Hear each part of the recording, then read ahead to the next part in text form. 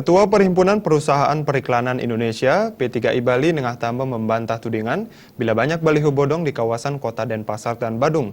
Namun Nengah Tamba mengakui banyak pemilik usaha periklanan belum memenuhi persyaratan seperti yang diatur dalam revisi Perda Tata Ruang.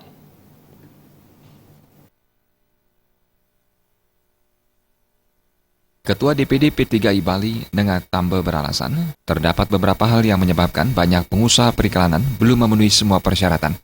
Salah satu alasannya adalah revisi Perda Tata Ruang yang dikeluarkan pemerintah terlalu memberatkan.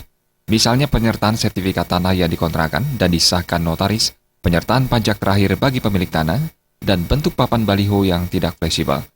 Peraturan ini dinilai kurang mendasar dan menyulitkan pemilik tanah maupun penyewa. Dampaknya pemilik tanah enggan menyewakan tanahnya, sehingga pengusaha iklan kesulitan mencari titik penempatan baliho. Nengah Tamba menyayangkan pemerintah yang tidak melibatkan pengusaha periklanan dalam pembahasan revisi tata ruang, khususnya mengenai periklanan. Akibatnya, tidak ada titik temu dalam persoalan ini. Itu sudah berjalan hampir 2 tahun, ternyata dokumen penataan itu tidak bisa mencerminkan asas keadilan dan kemanfaatan. Ya, artinya begini, dari proses penataan itu kami asosiasi P3I tidak sama sekali tidak dilibatkan. Ya. Kemudian apa yang terjadi setelah itu? Kan ini harus kita terima perbubin karena sudah disosialisasikan dan lahir. Kita menyangka bagaimana?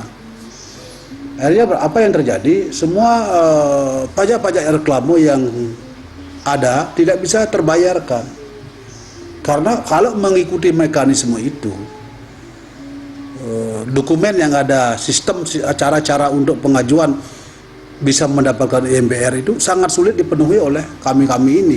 Saat ini, P3I Bali sudah melayangkan surat keberatan maupun revisi terhadap Perda dengan harapan pengusaha dan pemerintah bisa jalan bersama. Trimaja dan Joko Andi